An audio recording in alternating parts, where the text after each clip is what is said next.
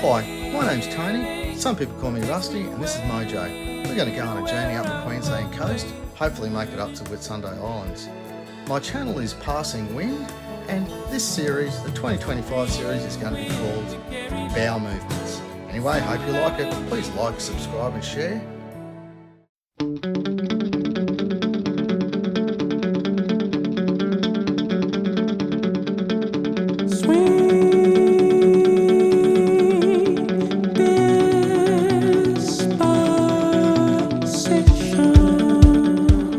Alright, we've passed Point Cartwright, heading towards Caloundra. Wind is very gentle. You might even see a jibe behind me, and that's okay because we've got a bit of swell and it rocks and rolls the boat around. But I think we'll make Moreton Bay with no dramas today. Not sure which side of Moreton Bay, but we'll figure that out as we go. For all the aunties and uncles and cousins, I see the beach house. It's over there. We're passing Kawana right now and heading towards Caloundra. Gentle breeze, just on a gentle speed.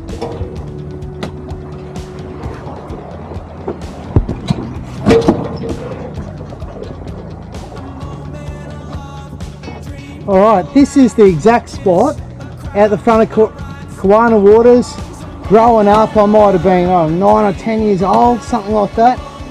And I looked out of the ocean, probably swimming with the family and friends or whatever, and looked out and saw a sailboat sail past in the same spot I'm in right now on my yacht, on Mojo. And I thought to myself, the people on that boat have made it. They've achieved success in life. And I always never really thought it was going to be me, but here I am, a successful life. All the kids and my kids and family, this sort of thing. I've got a pretty good life all around, no complaints at all. Well, some people have said that I do like playing with my pole, but I put the spinnaker pole away, and because I'm going downwind, my head sail's flapping around, it's not getting a lot of wind, but it gets a bit, you know, it's helping out. It's a nice little fella, he's doing the best he can. But to stop him from fraying just there, or damaging the sail, and to stop from damaging there by hitting the mast, I furled it in probably 1, 2, 3, 4, probably 4 winds, and that keeps the sail free. It can flap around if it wants to, and you can just chill out, because at the moment we've got 5 to 10 knots, nice gentle breeze, but it's coming in later, and about 11 o'clock it should start coming in big time. So I'm ready, and I certainly don't want to be playing with a pole when there's heaps of wind. Not sure if you can see it way off in the distance. There is a container boat, and there's Caloundra. And anyway, they've turned at Bribey and they're heading out, and we're actually on a collision course. And a lot of people, when you're younger, you get told, oh yeah, motorboats got to give way to sailboats. But it's all about manoeuvrability. Yes, motorboats have to give way to sailboats, but sailboats have to give way to container ships and ferries and big ass boats. Because to turn one of those things is a big deal. To stop it takes kilometres of slowing down. So we will certainly give way to that big boat as it gets closer, because if we did crash into them, somebody on deck might hear something if they were lucky, and we would be totally crushed. So yeah, onwards. Direct collision path. I will certainly let him go, then tuck in behind him. I'm not going to cut in front of him, that's for sure. Well, I thought I'd try a heave too, which is kind of what I'm doing. So the tiller should be over there and the main should be on a bit more. But have a look at the head sail. It's sort of holding us in one spot. And they're right, everything does go quite calm when you heave to. This is what you're supposed to do if you're in like a hell storm and and you keep your sails up. You have one pushing against the other one, and you're steering into the wind, and it's supposed to all go calm. So there's that container ship. It's turning up towards us, and if I hadn't turned around and gone the opposite way, there might have been some unwanted action. Heave to.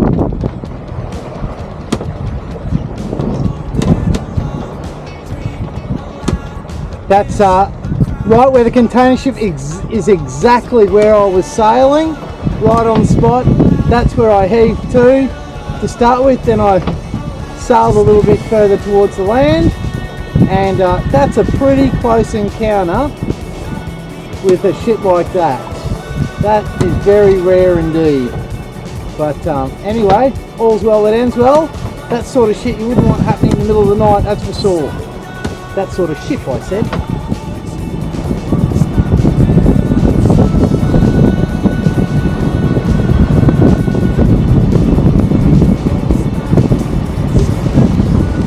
Here come the waves from the big ship.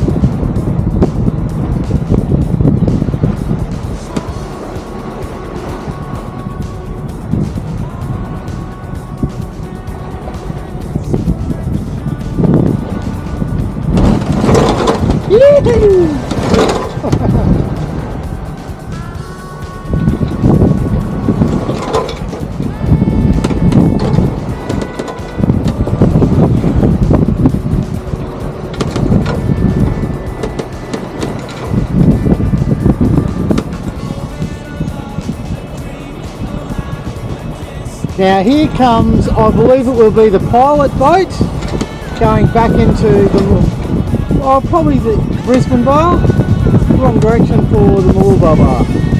Anyway, if someone's not watching the helm, we're on a collision course, and if somebody is watching the helm, they should be giving way to me.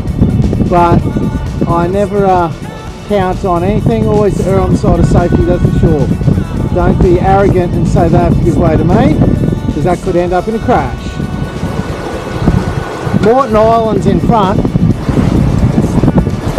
We're facing Moreton Island, but the sea states, yeah, we've got probably 15 knots of wind, but the sea state's a bit rolly because the water from Moreton Bay is going out. The wind is going in. And wind over tide, I think they call it, and it makes for rocking and rolling sort of a sail.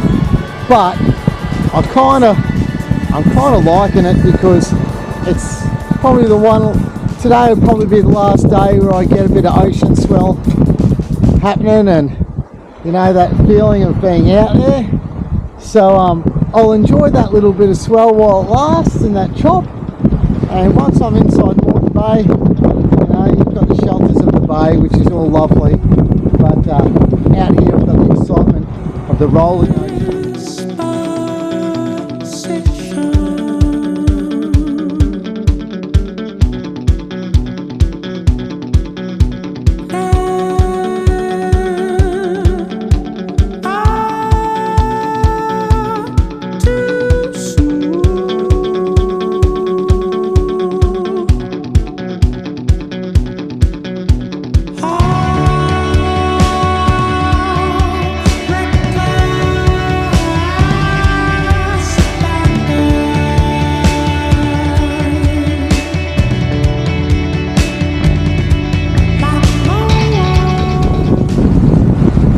Straight out of Star Wars, we have this like crazy yellow beacon. I don't know what it's doing.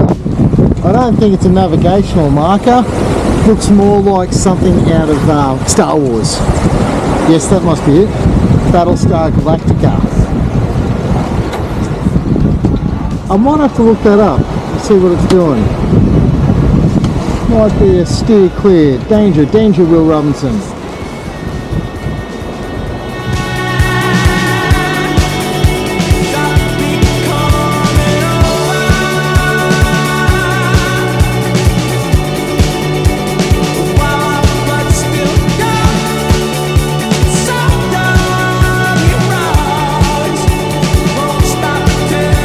So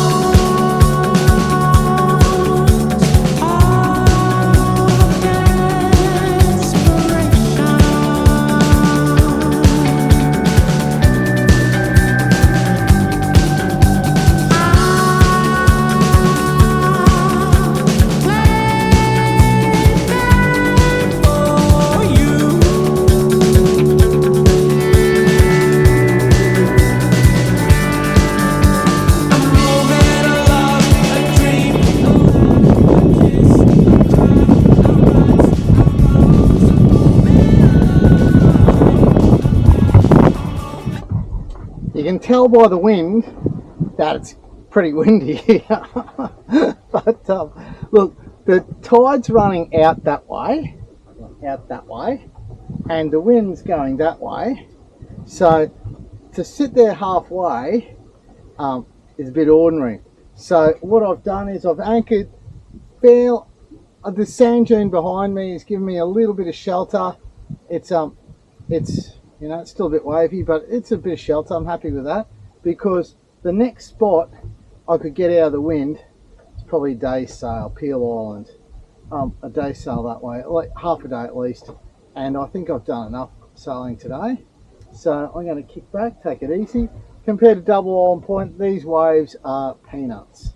So I'm okay with that. And because of the weather, there's no other boats. It's pretty wild. You never see this place with no boats. Unless you're crazy enough like me to come out in a northerly. Anyway, I'm going to chill out. Had a few silly things happen, like when I was year-haring through that container ship, through the waves, and I thought, oh yeah, this is great. Well, silly me, forgot to shut the front hatch, and everything up the front soaked. So I'll have a bit of a clean-up session and you know, get that sorted. Do a bit of cooking up too. Cook up for today and tomorrow's sail. But what a beautiful spot just to be hauled up for a little while.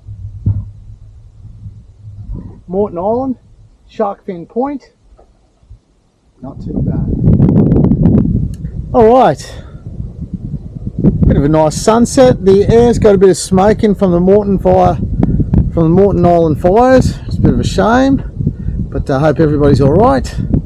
And the tide's going with the wind now. Centreboard's down, so it's nice and flat.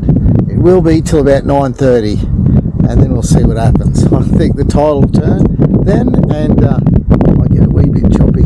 But anyway, chilled out. What a productive day. Sailed from Mooloolaba and ended up in paradise, Moreton Island paradise.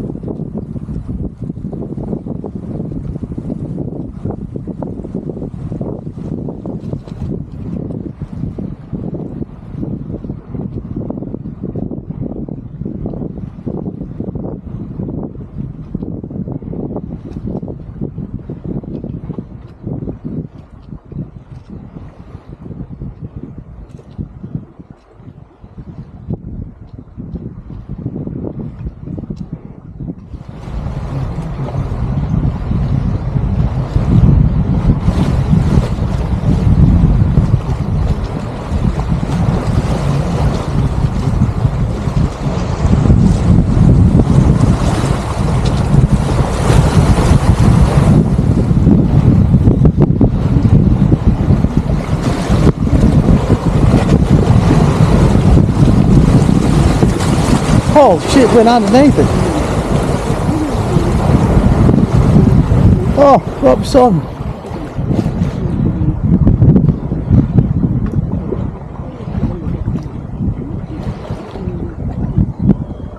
Here we are at Peel Island, anchored for the day, got to sort stuff out, and might head off tomorrow or stay a second day. We'll see how we go.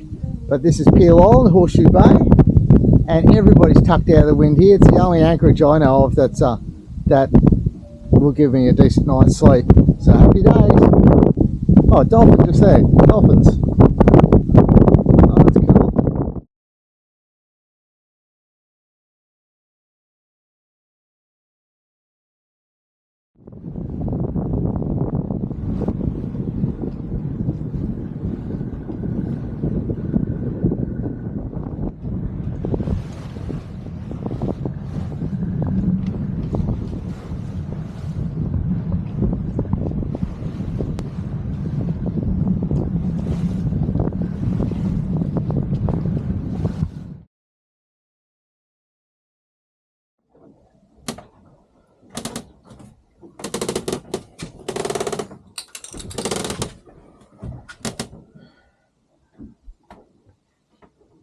Listen for the squeaking.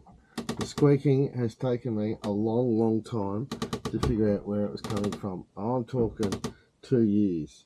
I thought it was timber between the fiberglass. It turns out to be this joint here. Bit of a spray.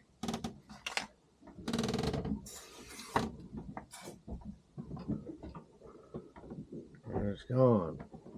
However, this stuff only lasts you 3 or 4 hours. Then you're gonna do it again. If you do it 2 times in one night, I think I might find a better lubricant. Nolex 30 owners, this is a hack that'll get you some sleep. Okay, so the other night, I was having a few times when you're really rolling, you get that cracking sound, and I played it for you. Took me over a year. I was convinced it was like the timber against the glass working, two dissimilar things running against each other. It wasn't. So this is where it was.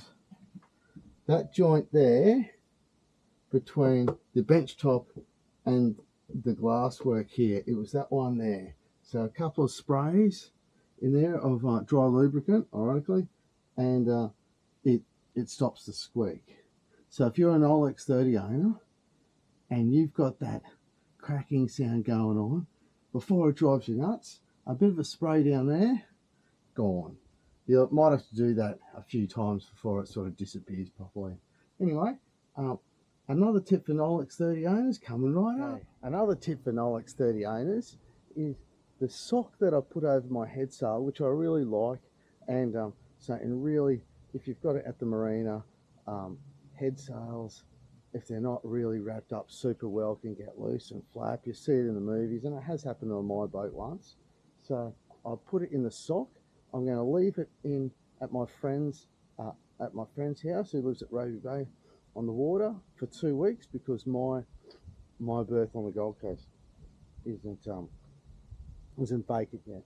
So yeah, you put the sock on, that's great, and it's got a couple of strings that pull it tight. But what happens is when the sock's on, and there's a wind, it starts flapping like this, and if the wind gets right up, it goes like this, and it shudders your whole boat, and it just can't be good for the boat to have that shaking going on like this. The whole boat, it doesn't feel good at all. So what I do, my $2 tip is to get a spare halyard and wrap it round the top, just wrap it around the front here, but sort of lasso it so it's going around. So you've got this rope that wraps around the whole outside, and it's nice and tight, and click it on the bottom, and that will hold your head sail sock in place. Even in strong winds, you won't get that shake. And happy days. Another tip for Nolex 30 owners coming right up. Right, so we're at the back of the boat where the rudder is. Now, if you're a Nolex 30 owner and the rudder's in the water, you're camping in your bunk, which is right here at the back, you'll hear this knocking all the time, and it's the rudder shaking backwards and forwards, just to the side, just a little bit, like knock, knock. You can't sleep. So you can either lift the rudder up at anchorage, which I do sometimes, but the negative, because your rudder's not in the water, the boat will sway like that on the anchor, a little bit uncomfortable. So here's my tip: get a cutting board, relatively thin one, bit of a tap down, knock it in there, and you won't get any shaking, not even when you're sailing. And on the upside, if you catch a fish, you can gut it there on the side, no worries, all good. So my final tip for Nolex 30 owners, and you don't want that knocking, a bit of a tap there, put the handle at the top side so you can just shake it and lift it out when you're ready to rock and roll. Anyway, I have 2 weeks still in Brisbane. The boat will be sitting there, and then I'll be back on the Gold Coast, so I'll be able to make another video from Brisbane to the Gold Coast.